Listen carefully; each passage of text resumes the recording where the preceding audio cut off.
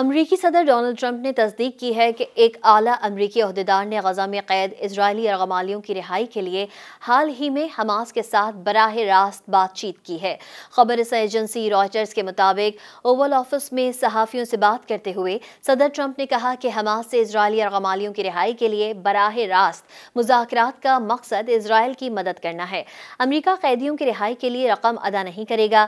امریکی صدر ٹرمپ کے خصوصی ایلچی اسٹیو وٹکوف نے بھی بتایا ہے کہ حماس سے حال ہی میں امریکہ کی بات چیت ہوئی ہے، جس میں پیغام دیا ہے کہ امریکہ اسرائیلی یرغمالیوں کو گھر واپس لانا چاہتا ہے۔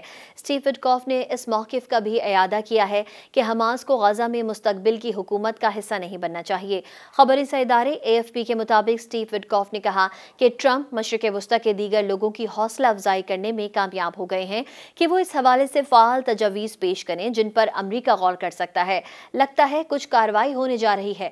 حماس کے پاس ذمہ داری کا مظاہرہ کرنے، صحیح کام کرنے اور پھر واک آؤٹ کرنے کا موقع ہے۔ وہ وہاں کی حکومت کا حصہ نہیں بنیں گے۔ دوسری جانب امریکی محکمہ خارجہ نے کہا ہے کہ غزہ کے لیے مصر کی سربراہی میں تجویز کردہ منصوبہ صدر ٹرمپ کی توقعات پر پورا نہیں اترا، جنہوں نے جنگ زدہ علاقے سے فلسطینیوں کو بڑے پیمانے پر بے دخل کرنے کی تجویز پیش کی ہے۔ امریکی محکمہ خارجہ کی ترجمان ٹیمی بروس نے صحافیوں کو بتایا کہ مجوزہ معاہدہ صدر ٹرمپ کے مطالبے کے تقاضوں اور نوعیت پر پورا نہیں اترتا۔ مزید نیوز اپ ڈیٹس اور ڈیجیٹل سٹوریز کے لیے سبسکرائب کریں ڈان نیوز پاکستان۔